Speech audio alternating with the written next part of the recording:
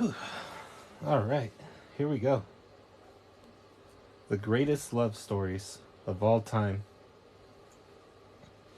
Celebrate love with timeless writings from Jane Austen, Elizabeth Barrett, Charlotte Bronte, Charles Dickens, Billy Graham, O. Henry, Catherine Marshall, and many more.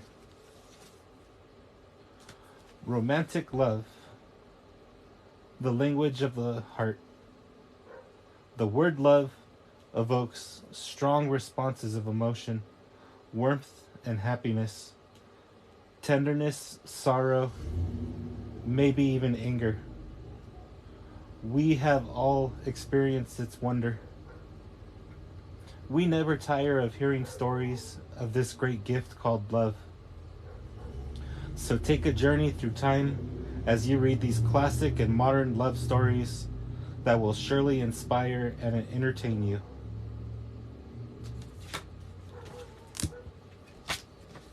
Continued on back flap.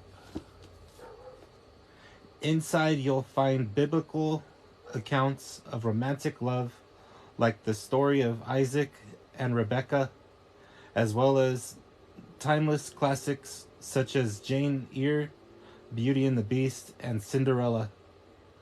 Let this beautiful treasury of stories transport you to another time and to another place of love. No. Let this beautiful treasury of stories transport you to another time and another place, a place of love.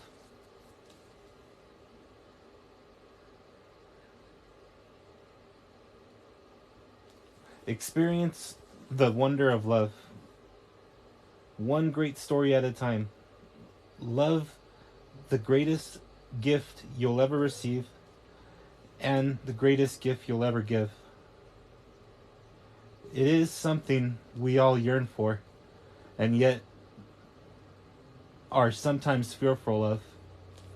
But we nearly always say yes when love comes knocking. But yet we nearly always say yes when love comes knocking. The greatest love stories of all time includes some of the best love stories from some of the greatest authors.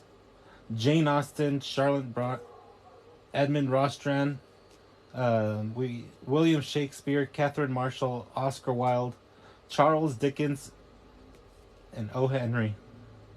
Inside this heartfelt treasury, you will find stories of faith and courage, stories that will make you smile, and stories that will bring tears to your eyes. But the common thread reveals that there is such a thing as the kind of love we all dream of. A love that endures the test of time and bestows a little bit of heaven right here on earth. So sit back and relax. Love is calling.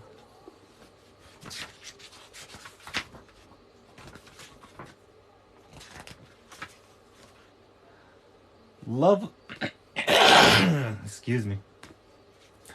Love alone is capable of uniting living beings in such a way as to complete and fulfill them. For it alone takes them and joins them by what is deepest in themselves. Pierre Teilhard de Chardin.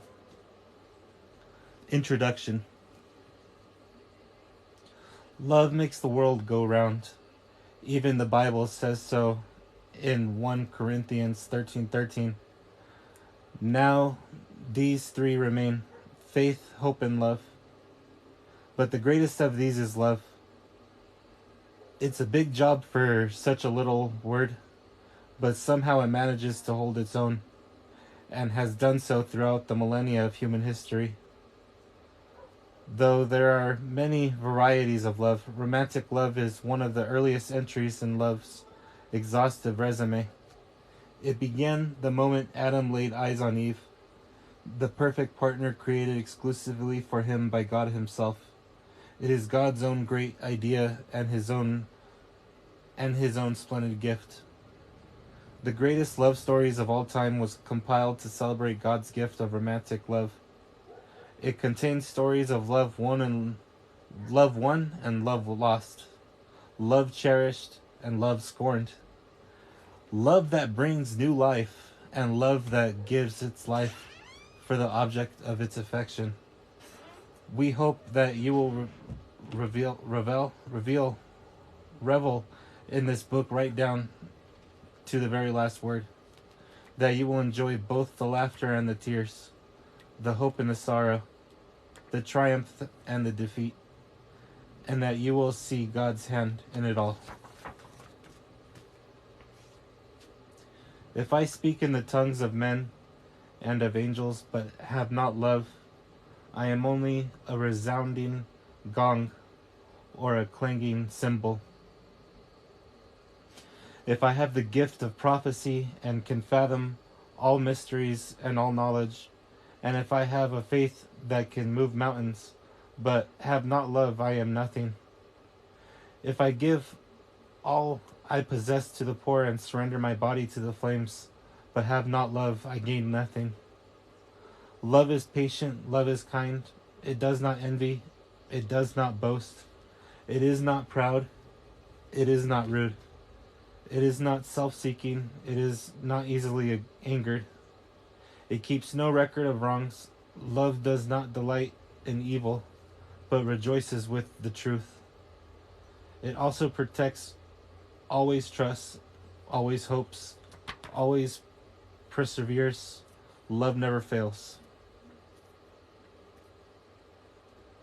We are going to start with Jane Eyre.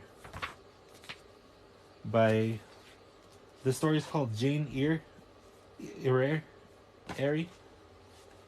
E-Y-R-E, by Charlotte Brontë. It's an excerpt.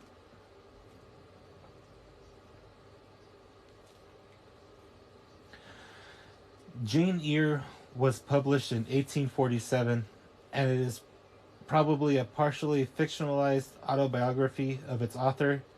The heroine, Jane, begins her life as a girl orphaned without a penny to her name.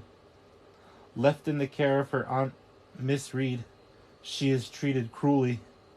At the age of 10, she is sent to live at a charitable institution for orphans, where she is trained as a teacher. She teaches there at the school for several years, but when her mentor marries, Jane decided to leave as well and seek a position as a governess, and her inquiry is soon answered by a Mr. Rochester, who is seeking her services as a tutor for his young daughter. The unconventional hero figure finds himself drawn to Jane, but not for her plain features, but for her intellect and indomitable spirit. As she attends her duties, Jane soon realizes that she has fallen in love with Mr. Rochester, and he with her. They plan to marry, but on their wedding day she learns that her beloved already has a wife. When confronted, he confesses the truth. Rochester explained that his first marriage was a travesty arranged by his unscrupulous father out of greed. His wife, Bertha, is insane and must be kept in an isolated attic room where she will not harm herself or others. Devastated by the news, Jane leaves Thornfield and after some days is taken in by two kind sisters and their brother, St. John Rivers, and offered a teaching job at a local county school. In time, St. John falls in love with Jane. He plans to leave for India as a missionary and wants to marry Jane and take her with him. But she refuses, realizing that her heart still belongs to Mr. Rochester. Soon after, Jane learns two things. She has been left a fortune by a kind aunt, and the Rivers siblings are her cousins.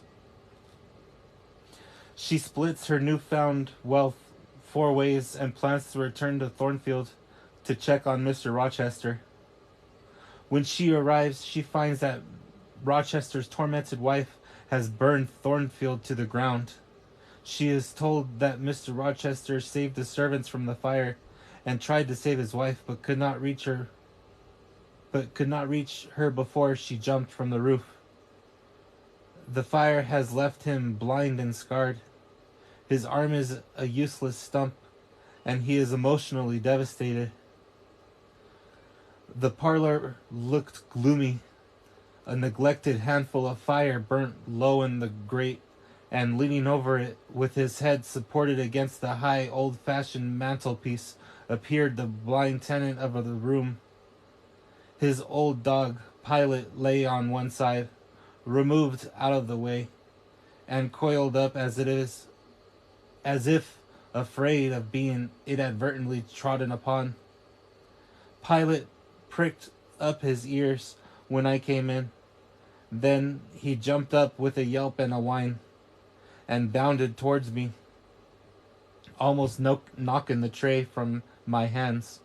I set it on the table, then patted him, and then said softly, "Lie down." Mr. Rochester turned menacingly, or mechanically, mechanically to see what the commotion was. But as he saw nothing, he returned and sighed. "Give me the water," Mary, he said. I approached him with the now only half-filled glass. Pilot followed me, still excited. "What is the matter?" he inquired. "Down, Pilot," I said again.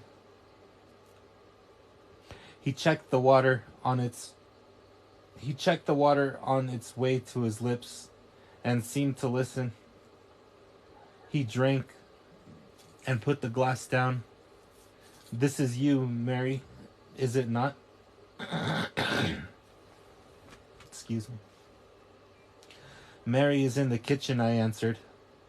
He put out his hand with a quick gesture, but not seeing where I stood, he did not touch me. "Who is this? Who is this?" he demanded, trying, as it seemed, to see with those sightless eyes. Unavailing and distressing attempt. "Answer me, speak again," he ordered, imperiously and aloud. "Will you have a little more water, sir?" I spilt half of what was in the glass, I said.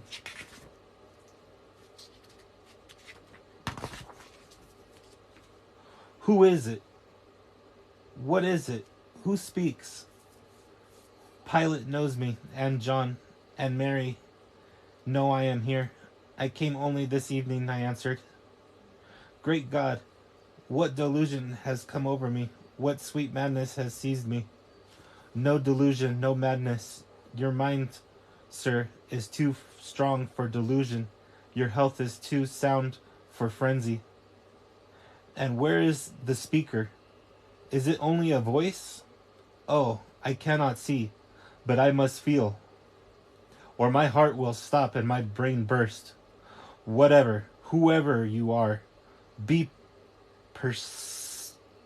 perceptible to the touch, or I cannot live. He groped. I arrested his wandering hand and imprisoned it in both of mine. "Her very fingers," he cried. "Her small, slight fingers. If so, there must be more of her." The muscular hand broke from my custody. My arms seized. My shoulder, neck, waist. I was entwined and gathered to him. "Is it Jane? What is it? This is her shape, this is her size, and this is her voice," I added. "She is all here. Her heart as well. God bless you, sir. I am glad to be so near you again." Jane Eyre, was all she said. "My dear master," I answered, "I am Jane Eyre. I have found you out. I am come back to you. In truth, in the flesh, my living Jane, you touch me, sir, you hold me, and fast enough. I am not like a corpse, nor vacant like air, am I? My living darling, these are certainly her limbs, and these her features, but I cannot be so blessed after all my misery. It is a dream, such dreams that I have had at night when I have clasped her to my when I have clasped her once more to my heart, as I do now, and kissed her as thus, and felt that she loved me and trusted that she would not leave me, which I never will, sir, from this day. Never will, says the vision, but I always woke and found an empty mockery, and I was desolate and abandoned, my life dark, lonely, hopeless, my soul athirst and forbidden to drink, my heart famished and never to be fed. Gentle, soft dream nestling in my arms right now. You will fly too, as your sisters. You will fly, or it says FLY, or maybe they meant to spell flee or fly. You will fly as your sisters have all fled before you. Yeah. But kiss me before you go. Embrace me, Jane. There, sir, and there. I pressed my lips to his once brilliant and now rayless eyes. I swept his hair from his brow and kissed that too. He suddenly seemed to arouse himself, the reality of all this seizing him. Is it you? Is it Jane? You are come back to me then. I am. And you do not lie dead in some ditch under some stream. And you are not pining outcast amongst strangers. No, sir, I am an independent woman now. Independent? What do you mean, Jane? My uncle in Madeira is dead, and he left me £5,000. Ah, this is practical, this is real, he cried. I should never dream that. Besides, there is that peculiar voice of hers, so animating and piquant,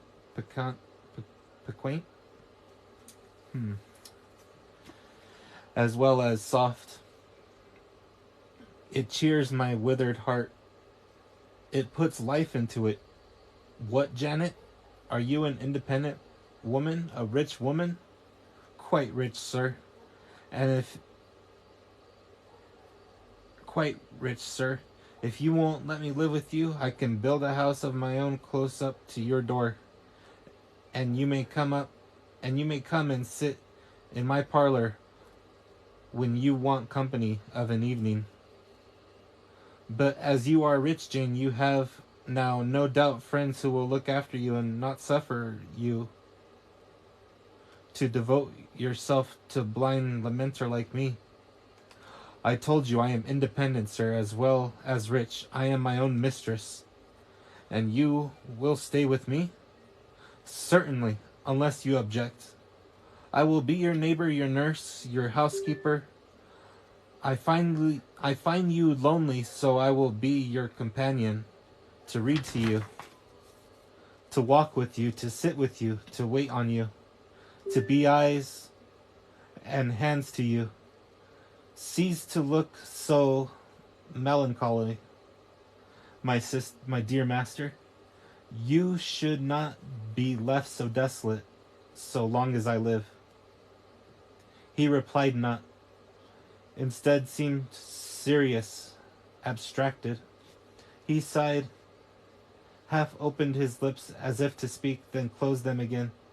I felt a little embarrassed. Perhaps I had too rashly overleaped conventionalities, and he, like St. John, saw impropriety in my inconsiderateness. I had indeed made my proposal from the idea that he wished and would ask me to be his wife, in expectation that he would claim me at once as his own, nor the less certain become unexpressed. He had buoyed me up, but no hint to that effect escaped him, and ooh, his countenance became more overcast. I suddenly remembered that I might have been all wrong, and was perhaps playing the fool unwittingly.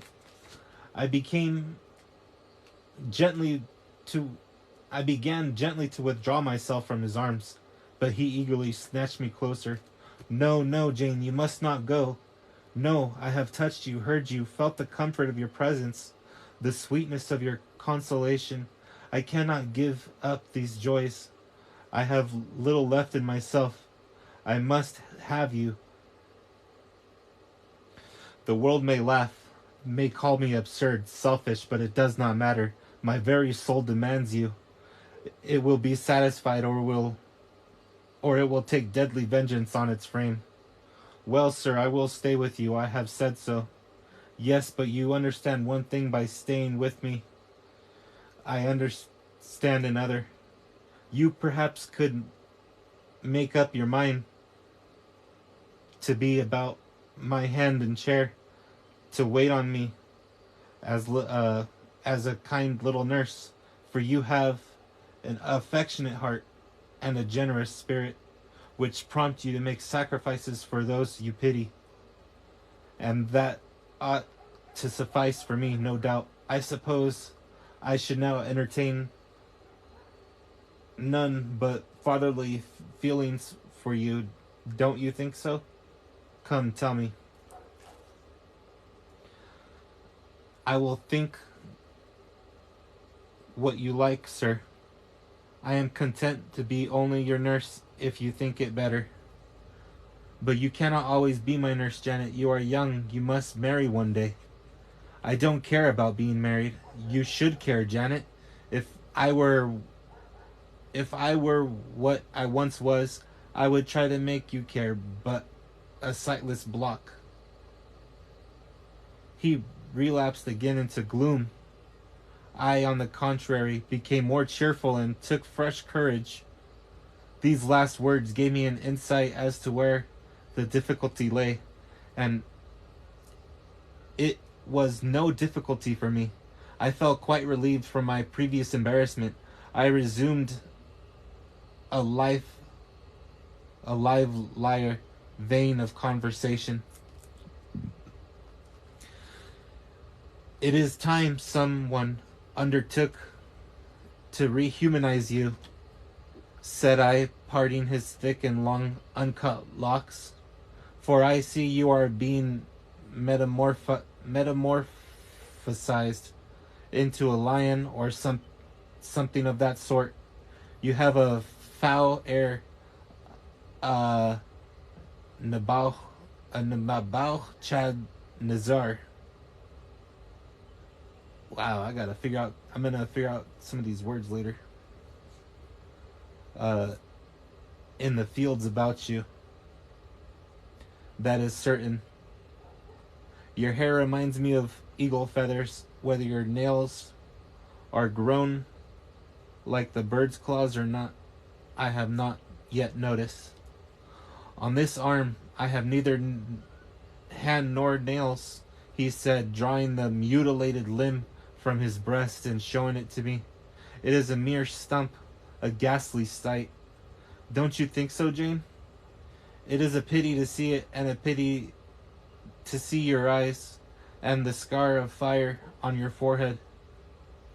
And the worst of it is, one is in danger of loving you too well for all this, and making too much of you. I thought you would be revolted, Jane, when you saw my arm and my scarred visage. Did you? Don't tell me so, lest I should say something disparaging to your judgment. Now let me leave you an instant to make a better fire and have the hearth swept up. Can you tell when there is a good fire? Yes. With the right eye, I see a glow, a ruddy haze. And you see the candles? Very dimly. Each is a luminous cloud. Can you see me? No, my fairy. But I am only too thankful to hear you and feel you.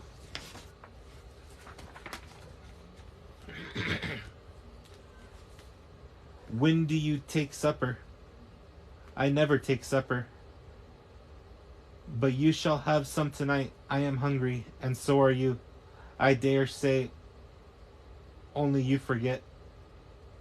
Summoning Mary, I soon had the room in more cheerful order.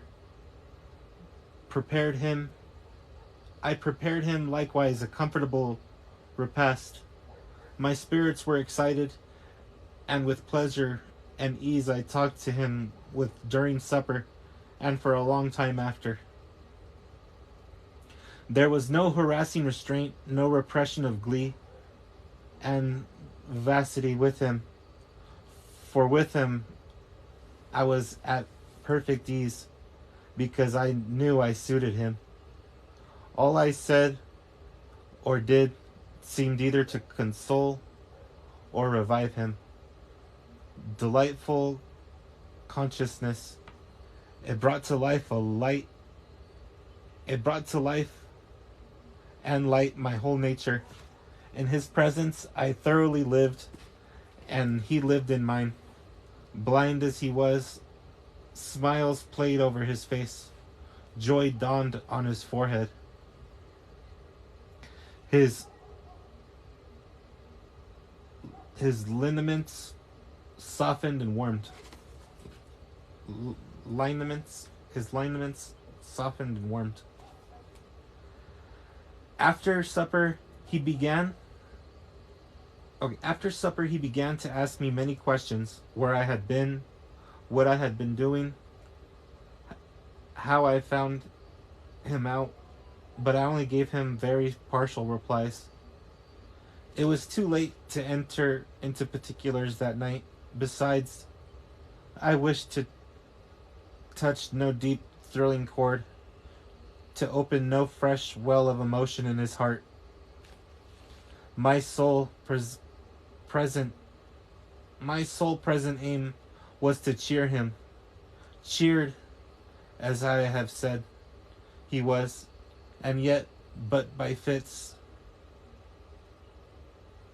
If a moment's silence broke the conversation, he would turn restless, touch me, then say, "Jane, you are altogether a human being, Jane. You are certain of that." I conscientiously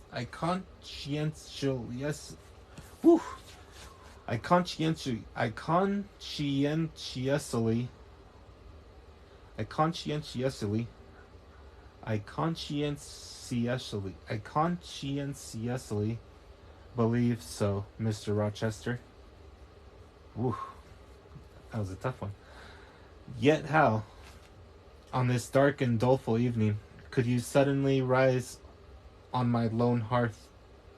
I stretched my hand to take a glass of water from a hireling, and it was given me by you. I asked a question, expecting John's wife to answer me, and your voice spoke at my ear. Because I had come in Mary's stead with the tray. And there is an enchantment in the very hour I am now spending with you. Who can tell what a dark, dreary, hopeless life I have dragged on for months past? Doing nothing, expecting nothing. I merged night into day. 1 second.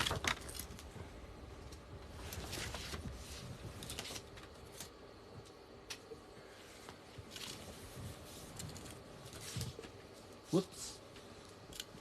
5-second intermission. 10 seconds. 10 seconds. Actually, 15 seconds. 1 second, please.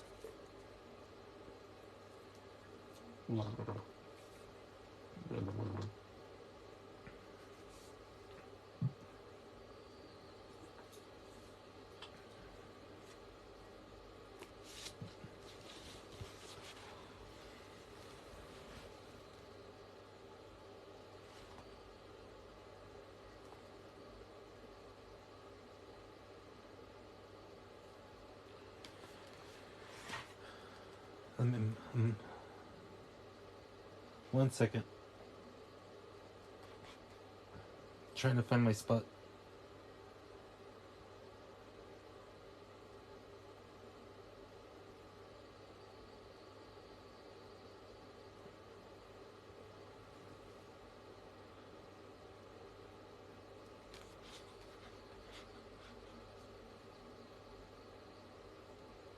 Alright, I'm just going to start over right here again. You are altogether a human being, Jane? You are certain of that? I conscientiously believe so, Mr. Rochester. Yet how on this dark and doleful evening could you suddenly rise to my lone hearth? I stretched my hand to take a glass of water from a hireling, and it was given me by you. I asked a question, expecting John's wife to answer me, and your voice spoke in my ear. Because I had come in Mary's stead with the tray, and there is an enchantment in the very hour I am now spending with you. Who can tell what a dark, dreary, hopeless life I have dragged on for months past, doing nothing, expecting nothing. I merged night into day, feeling but the sensation of cold. When I let the fire go out of hunger, when I forgot to eat, and then a ceaseless sorrow, and at times a very delirium of desire to behold my Jane again. Yes, for her restoration I longed, far more than for that of my lost sight. How can it be that Jane is with me and says she loves me? Will she not depart as suddenly as she came? Tomorrow, I fear I shall find her no more. A commonplace, practical reply. Out of the train of his own disturbed ideas was, I was sure, the best and most reassuring for him in this frame of mind. I passed my finger over his eyebrows and remarked that they were scorched. I would apply something that should make them grow as broad and black as ever. What is the use of doing me good in any way?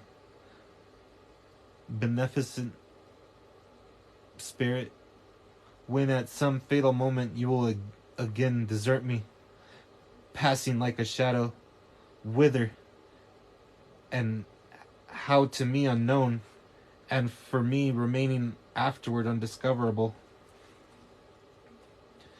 Have you a pocket comb about you, sir? What for, Jane? Just to comb out this shaggy black mane. I found you rather alarming when I examined you close at hand. You talk of my being a fairy, but I am sure you are more like a brownie. Am I hideous, Jane? Very, sir. You always were, you know. The wickedness has not been taken out of you wherever you have sojourned. Yet I have been with good people far better than you, 100 times better people, possessed of ideas and views you never entertained in your life, quite more refined and exalted. What the deuce have you been with? If you twist in that way, you will make me pull the hair out of your head. And then I think you will cease to entertain doubts of my sustainability. Who have you been with, Jane? You shall not get it out of me tonight, sir. You must wait till tomorrow to leave my tale half told. Leave my tale half told. Will. Okay. To leave my tale half told, will you know? Be a sort of security that I shall appear at your breakfast table to finish it. By the by, I must mind not to appear on your hearth with only a glass of water. I must bring an egg, at the least, to say nothing of fried ham. You mocking changeling, fairy born and human bred. You make me feel as if I have not felt these 12 months. If Saul could have had you for his David, the evil spirit would have been exorcised without the aid of the harp. There, sir, you are made descent. Now I'll leave you. I have been traveling these last 3 days, and I believe I am tired. Good night. Just one word, Jane. Were there only ladies in the house where you have been? I laughed and made my escape, still laughing as I ran upstairs. A good idea, I thought with glee. I see I have the means of fretting him out of his melancholy for some time to come. Very early the next morning I heard him up and astir, wandering from one room to another. As soon as Mary came down, I heard the question, "Is Miss Ears here?" Then, which room did you put her into? Was it dry? Is she up? Go and ask if she wants anything, and when will she come down? I came down as soon as I thought there was a prospect of breakfast. Entering the room very softly, I had a view of him before he discovered my presence. It was mournful indeed to witness the subjugation of that vigorous spirit to a corporal infirmity. He sat in his chair, still, but not at rest, expectant, evidently. The lines of now habitual sadness marking his strong features. His countenance reminded one of a lamp quenched, waiting to be relit, and alas, it was not himself that could now kindle the luster of animated expression. He was dependent on another for that office. I had meant to be gay and careless, but the powerlessness of strong men touched my heart to the quick. Gay used to mean happy back in the day, just like it means now, happy. So it's always going to mean happy. Let people be happy. Just saying that. Alright. Still, I accosted him with what vivacity I could. It was bright, sunny. It is a bright, sunny morning, sir, I said. The rain is over and gone, and there is a tender shining after it. You shall have a walk soon. I had weakened the glow. His features beamed. 1 second. It's getting a little dark. I need extra light. Yeah.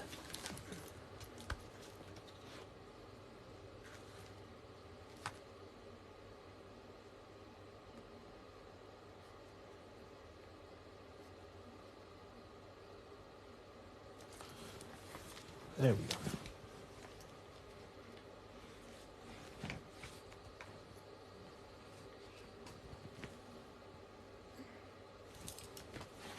Much better. Okay.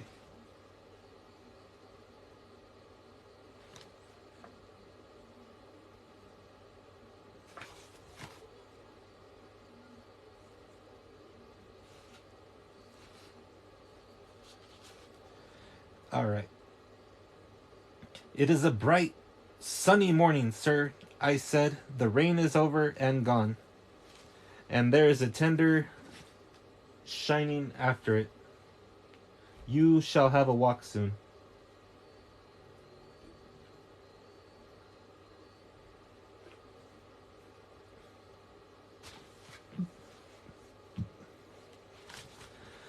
I had wakened the glow.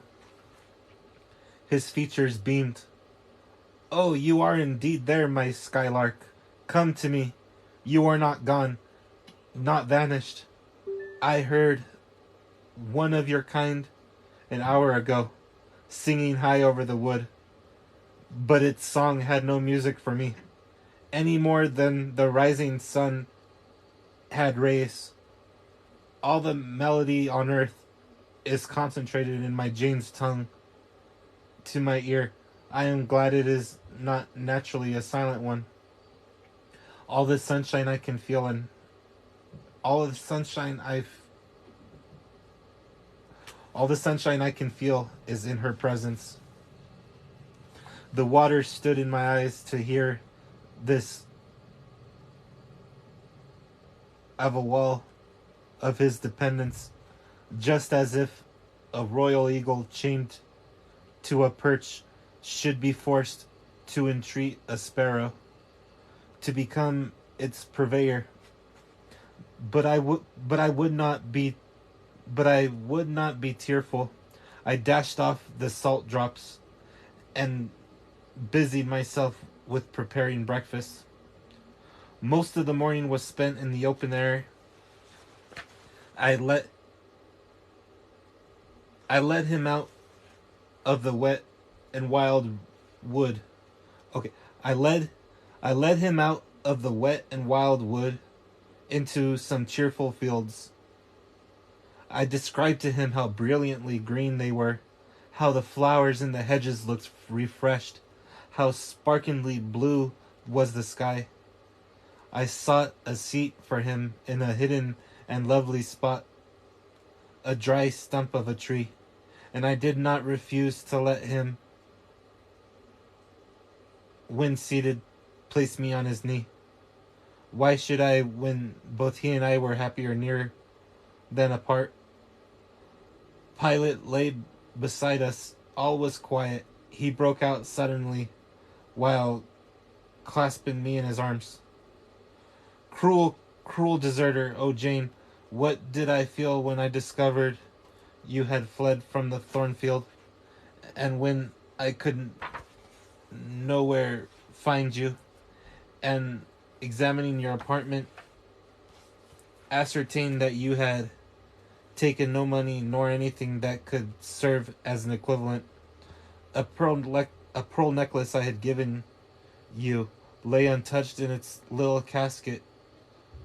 Your trunks were left corded and locked as they were prepared for the bridal tour. What could my darling do? I asked, left destitute and penniless. And what did she do? Let me hear now. Thus urged, I began the narrative of my experience for the last year. I softened considerably what related to the 3 days of wandering and starvation, because because to have told him all would have been to inflict unnecessary pain. The little I did say lacerated. The little I did say lacerated his faithful heart deeper than I wished. I should have, I should not have left, I should not have left him thus, he said, without any means of making my way. I should have told him my intention. I should have confided in him. He would have never have forced me to be his mistress. Violent as he had seemed in his despair, he, in his truth, loved me far too well and too tenderly to constitute himself my tyrant. He would have given me half his fortune without demanding so much as a kiss in return, rather than seeing me fling myself friendless on the wide world. I had endured, he was certain, more than I had confessed to him. Well, whatever my sufferings had been, they were very short, I answered. Then I proceeded to tell him how I had been received at Moore House, how I had obtained the office of schoolmistress, etc., the accession of fortune, and the discovery of my relations followed in due order. Of course, St. John River's name came in frequently in the progress of my tale, and when I was done, that name was immediately taken up. This St. John, then, is your cousin? Yes. You have spoken of him often. Do you like him? He was a very good man, sir. I could not help liking him. A good man? Does that mean a respectable, well-conducted man of 50? What does it mean? St. John was only 29, sir. Jean Encore. I wish I could knew it that. Jeune space Encore, as the French say. Is he a person of low stature? Phlegmatic and plain? A person whose goodness consists rather in his guiltlessness of vice than in his prowess in virtue? He is untiringly active. Great and exalted deeds are what he lives to perform. But his brain, that is probably rather soft. He means well, but you shrug your shoulders to hear him talk. He talks little, sir. What he does is ever to the point. His brain is first rate. I should think not impressive, but vigorous. Is he an able man, then? Truly able. A thoroughly educated man? St. John is an accomplished and profound scholar. His manners, I think you said, are not your taste? Priggish and parsonic? I never mentioned his manners, but unless I have very bad taste, they must suit it. They are polished, calm, and gentlemanlike. His appearance, I forget. What description you gave of his appearance? A sort of raw curate, half strangled with his white neckcloth, stilted up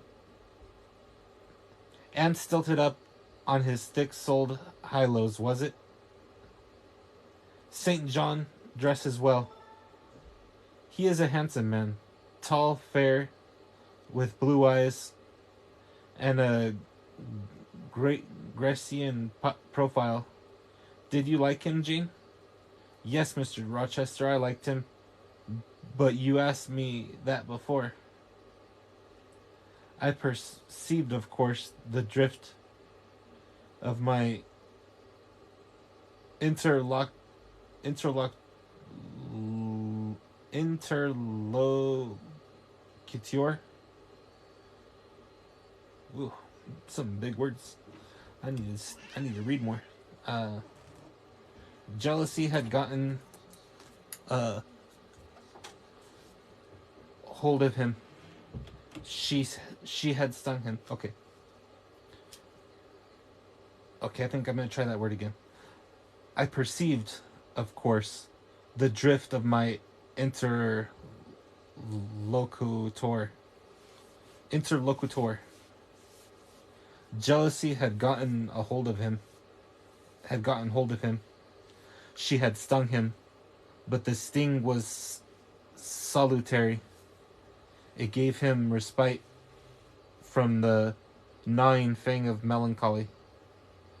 I would not, therefore, immediately charm the snake. Perhaps you would rather not sit any longer on my knee, monsieur? Was the next somewhat unexpected observation. Why not, Mr. Rochester?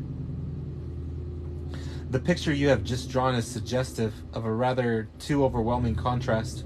Your words have delineated very prettily and a graceful Apollo. He is present to your imagination, tall, fair, blue-eyed, and with a Grecian profile. Your eyes dwell on a Vulcan, a real blacksmith, brown, broad-shouldered, blind and lame into the bargain. I never thought of it before, but you certainly are rather like a Vulcan, sir.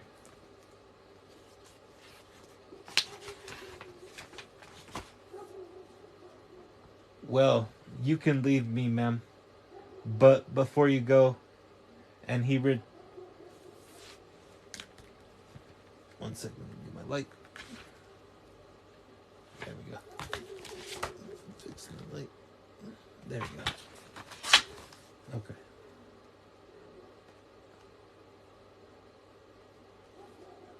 But before you go, and he retained me by a firmer grasp than ever, you will be pleased just to answer me a question or two. He paused.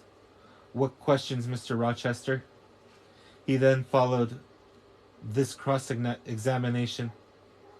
St. John made you schoolmistress of Morton before he knew you were his cousin? Yes. You would often see him. He would visit the school sometimes, daily. He would approve of your plans, Jane? I know they would be clever, for you are a talented creature. He approved of them, yes. He would discover many things in you he could not have expected to find. Some of your accomplishments are not ordinary. I don't know about that. You had a little cottage near the school, you say. Did he ever come there to see you? Now and then, of an evening, once or twice. A pause.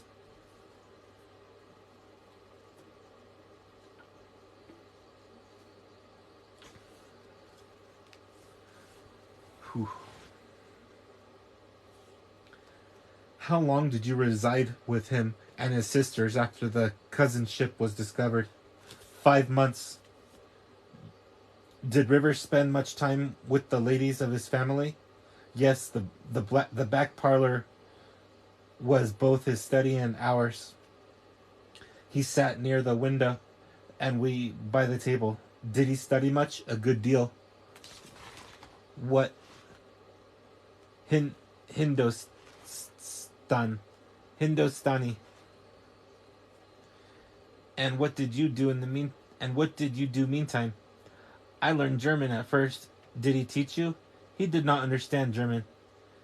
Did he teach you nothing? A little Hindostani. Rivers taught you Hindostani? Yes, sir. And his sisters also? No. Only you? Only me. Did you ask to learn? No. He wished to teach you? Yes. A second pause.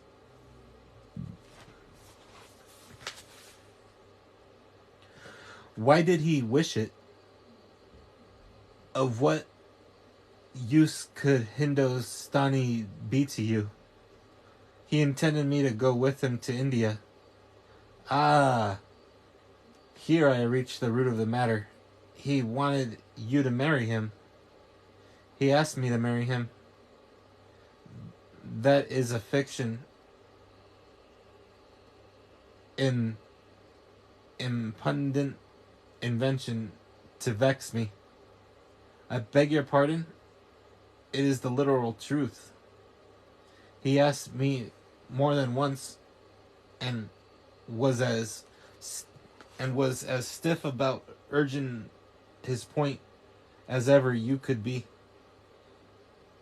Miss Eyre, I repeat it, you can leave me. How often am I to say the same thing? Why do you remain impertinently perched on my knee when I have given you notice to quit? Because I am comfortable there. No, Jane, you are not comfortable there because your heart is not with me. It is with this cousin, this Saint John. Oh, till this moment I thought my little Jane was all mine. I had a belief she loved me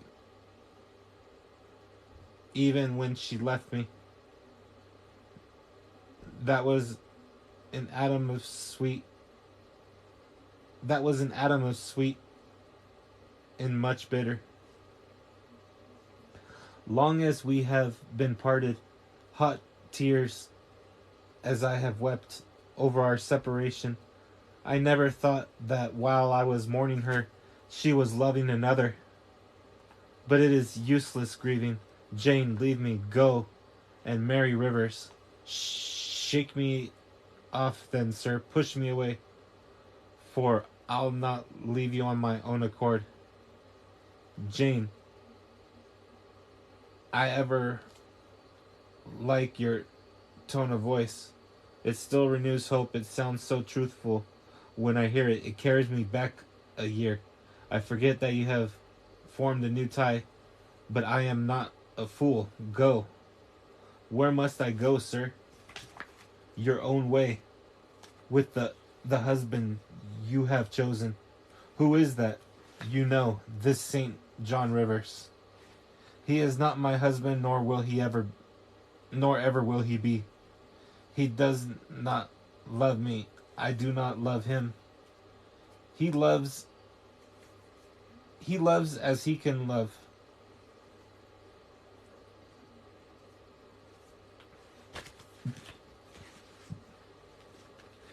And that is not as you love.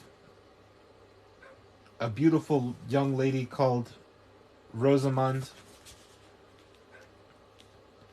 He wanted to marry me only because he thought I should make a suitable missionary's wife, which she would not have done.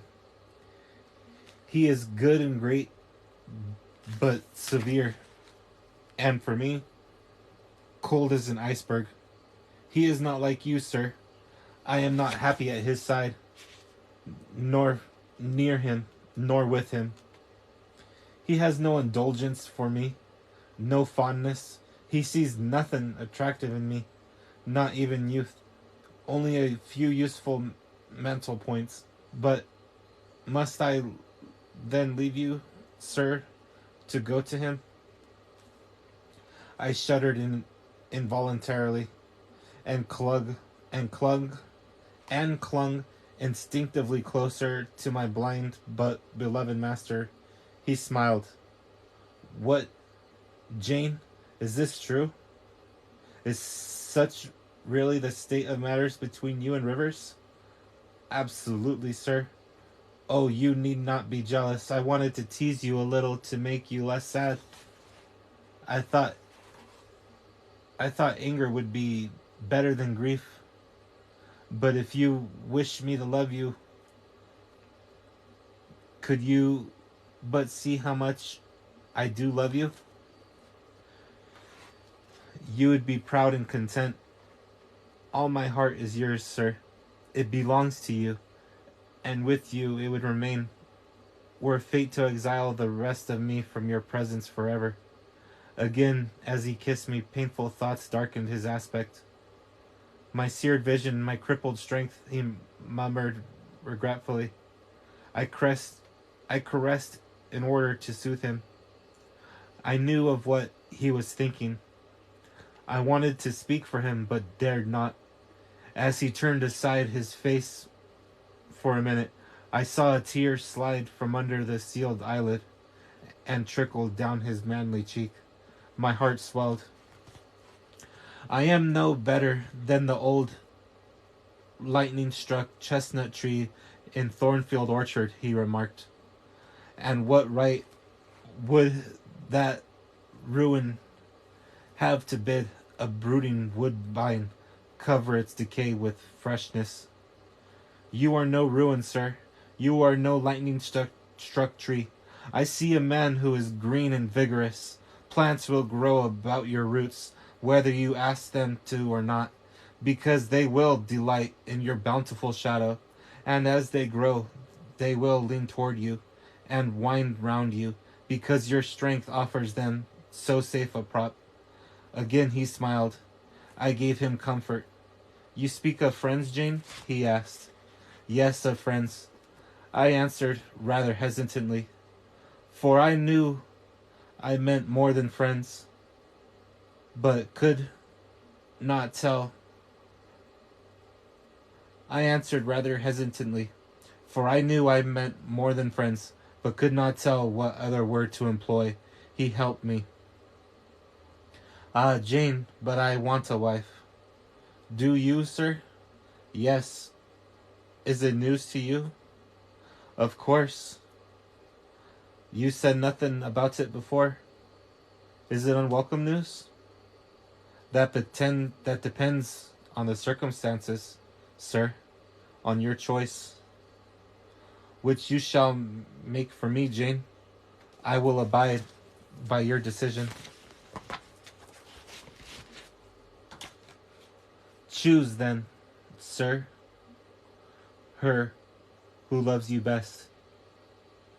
I will at least choose her I love best. Jane, will you marry me? Yes, sir. A poor blind man whom you will have to lead about by the hand? Yes, sir. A crippled man, 20 years older, whom you will have to wait on? Yes, sir. Truly, Jane? Most truly, sir. Oh, my darling, God bless and reward you. Mr. Rochester, if ever I did a good deed in my life, if ever I thought a good thought, if ever I prayed a sincere and blameless prayer, if ever I wished a righteous wish, I am rewarded now. To be your wife is for me to be as happy as I can be on earth. Because you delight in sacrifice. Sacrifice? What do I sacrifice? Famine for food? Expectation for content? To be privileged? To put my arms round you, what I value? To press my lips to what I love? To repose on what I trust, is that what make a sacrifice? If so, then certainly I delight in sacrifice.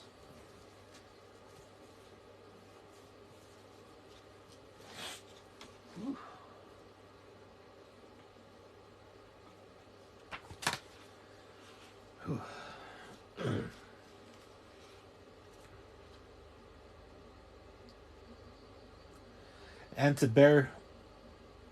Ooh, one sec. Wipe my eyes. Wiping my eyes. Okay. Whew. And to bear with my infirmities, Jane, to overlook my deficiencies, and to bear with my infirmities.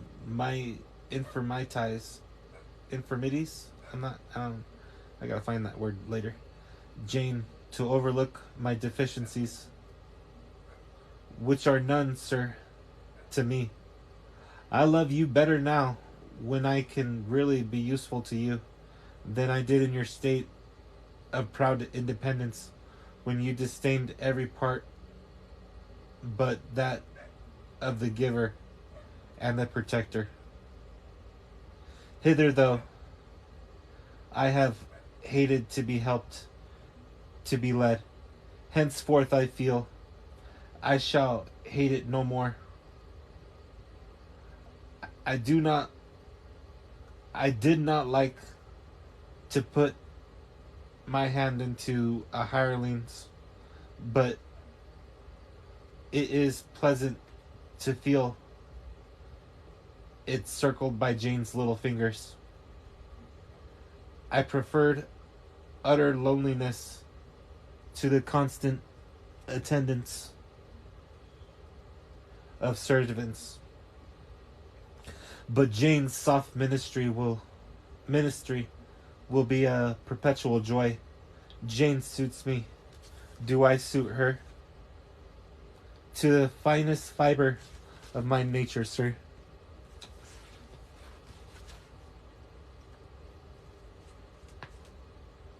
The case being so,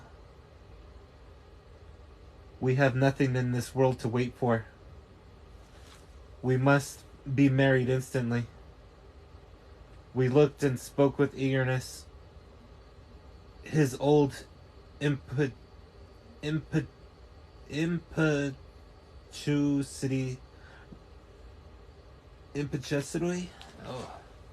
impetuosity rising. Whew. We must become one flesh without any delay, Jane.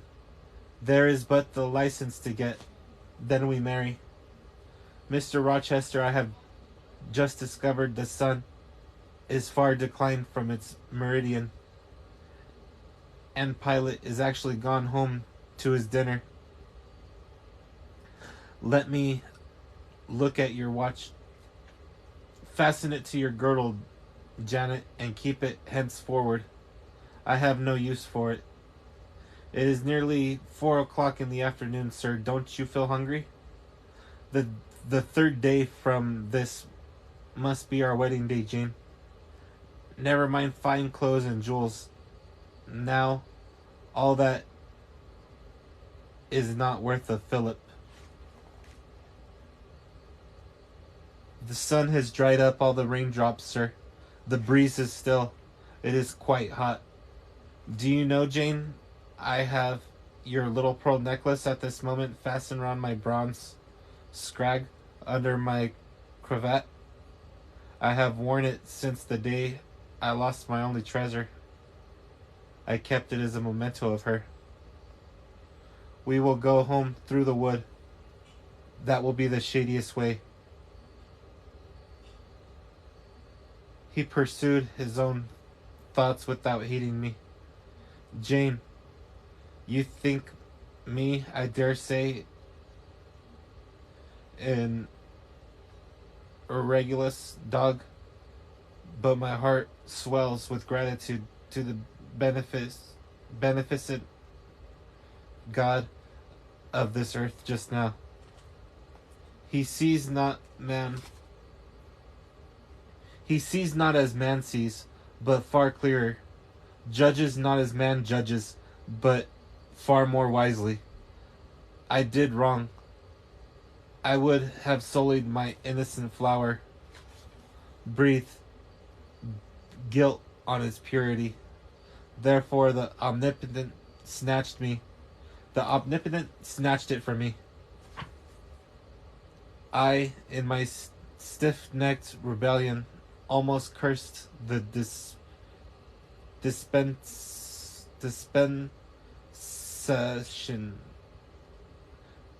the dispensation.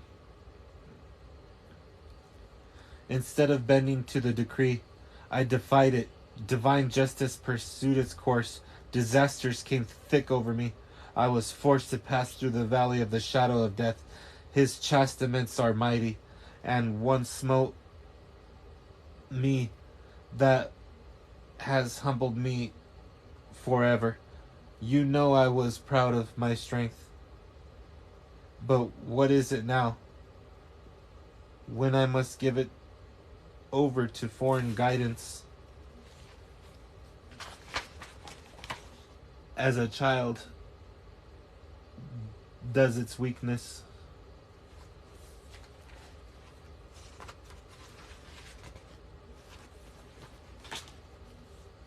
Of late, Jane,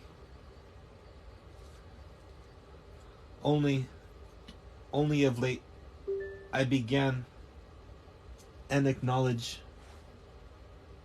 the hand of God in my doom. I began to experience remorse, repentance, the wish for reconcilement to my Maker. I began sometimes to pray, very brief prayers they were, but very sincere. Some days since, nay, I can number four. I can number them. 4. It was last Monday night a singular mood came over me, one in which grief replaced frenzy, sorrow, sullenness. I had long the impression that since I could nowhere find you, you must be dead. Late that night, perhaps it might have been between 11 and 12 o'clock, before I retired to my dreary rest, I supplicated God. I asked that, if it seemed good to him, I might soon be taken from this life and admitted to the world to come, a world where there was still hope of rejoining Jane. I was in my own room, sitting by an open window. It soothed me to feel the balmy night air. Though I could see no stars, and only by a vague, luminous haze knew the presence of a moon. I longed for thee, Janet. Oh, I longed for thee both with soul and flesh. I asked of God, at once in anguish and humility, if I had not been long enough desolate, afflicted, tormented, and might not soon taste bliss and peace once more. I acknowledged that I merited all I endured. I pleaded that I could scarcely endure more, and the Alpha and Omega of my heart's wishes broke involuntarily from my lips in the words, Jane, Jane, Jane. Did you speak these words aloud? I did, Jane. If any listener had heard me, he would have thought me mad. I pronounced them with such frantic energy. And it was last Monday night, somewhere near midnight. Yes, but the time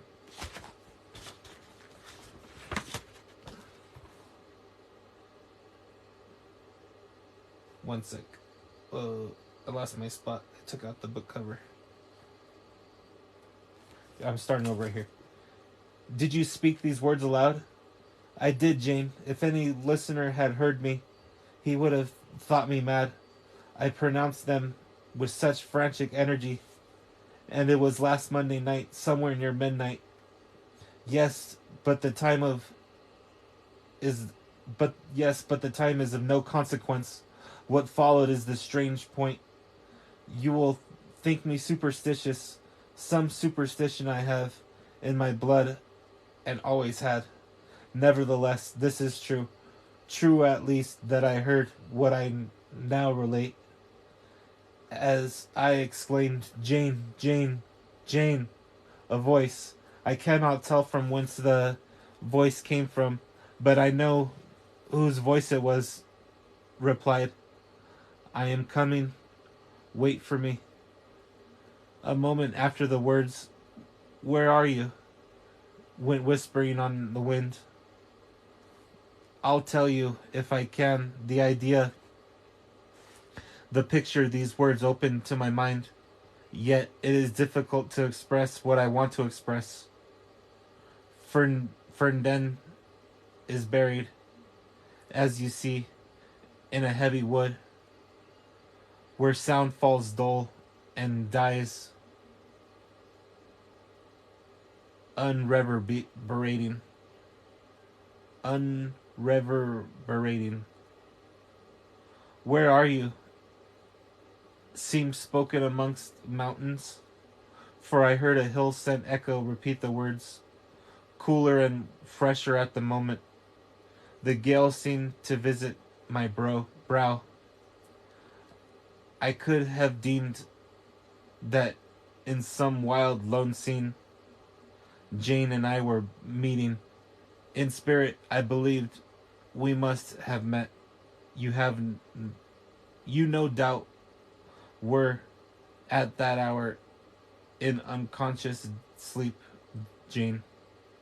Perhaps your soul wandered from its cell to comfort, to come. You were okay. One sec. This is good.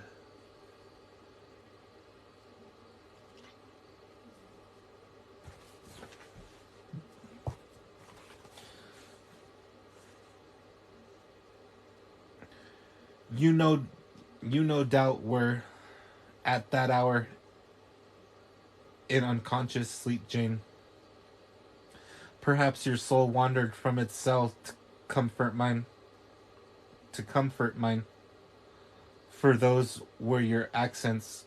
As certain as I live, they were yours.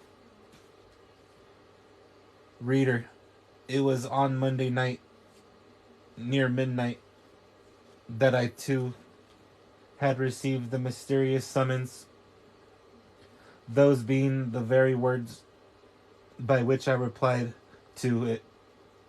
I listened to Mr. Rochester's narrative, but made no disclosure in return.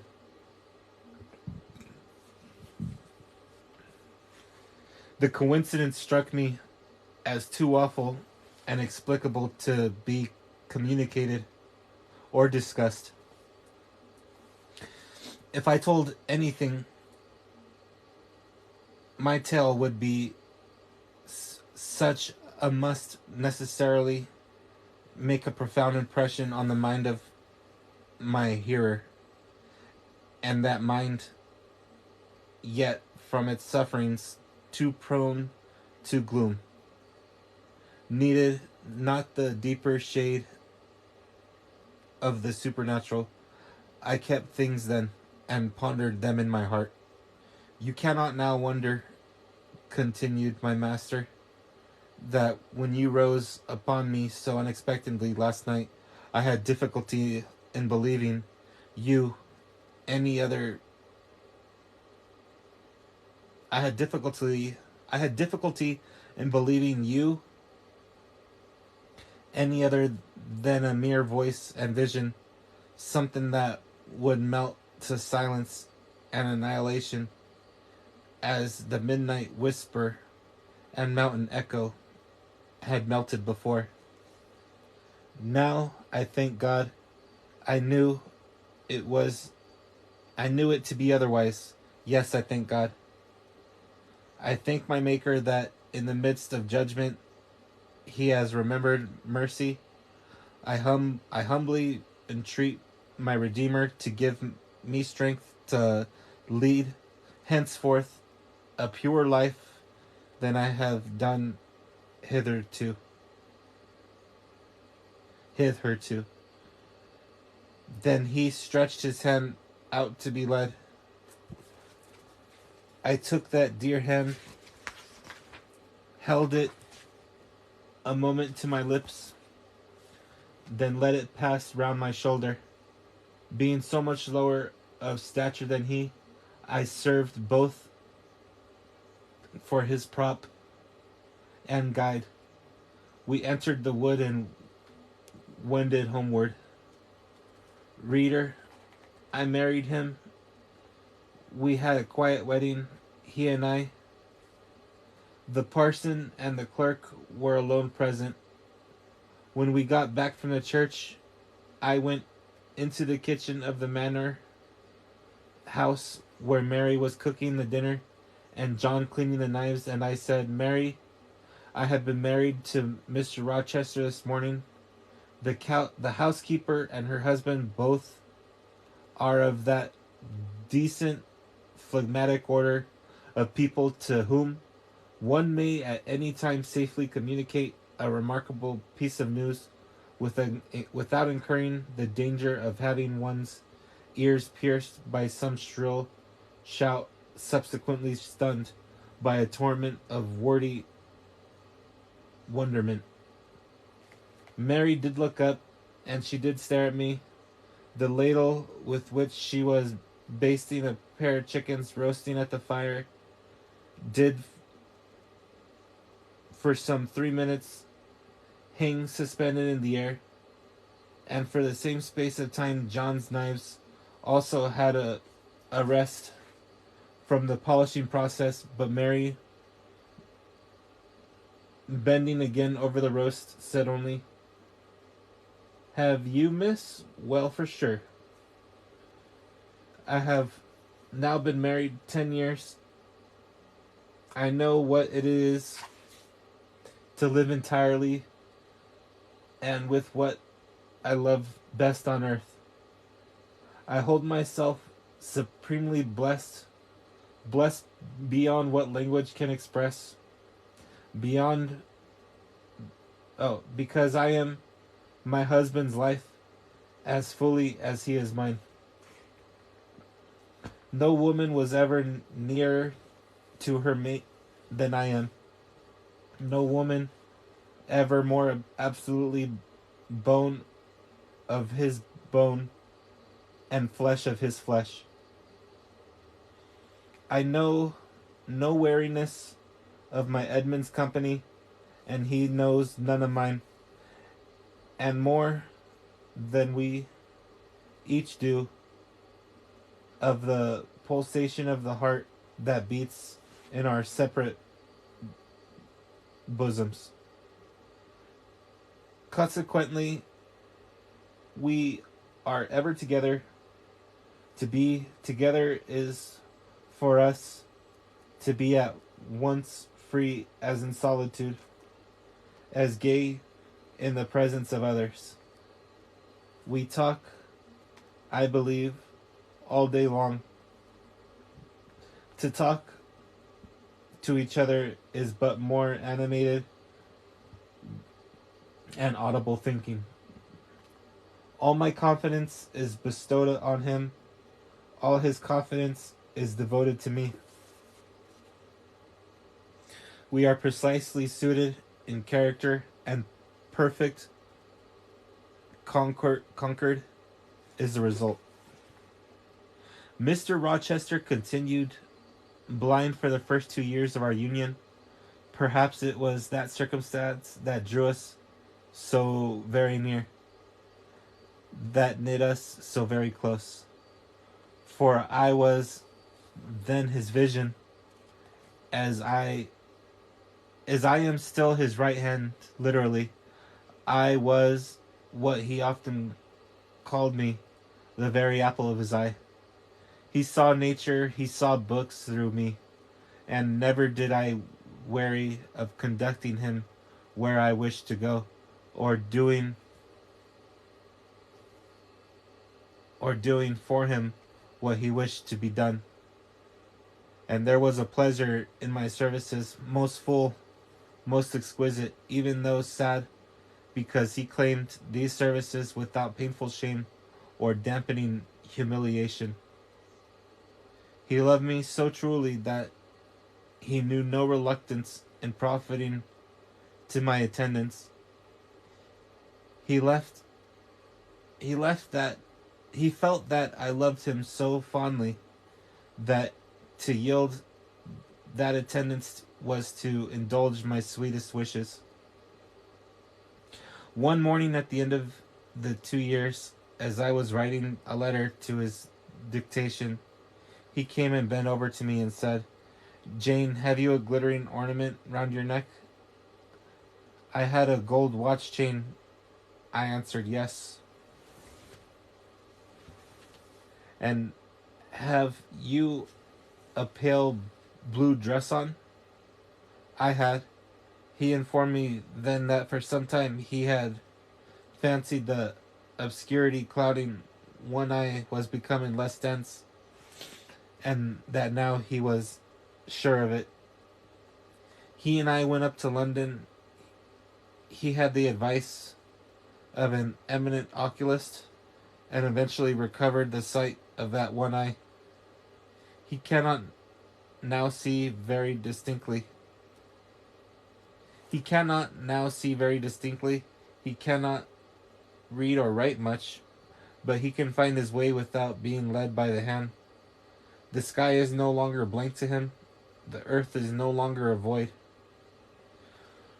When his firstborn was put into his arms, he could see that the boy had inherited his own eyes as they once were, large, brilliant, and black. On that occasion, he again, with a full heart, acknowledged that God had tempered judgment with mercy. The end of Jane Eyre. That was a nice story. I really liked that one. That was pretty cool. I like how they always just found each other. It was beautiful. Thanks for watching. I love you. Good night.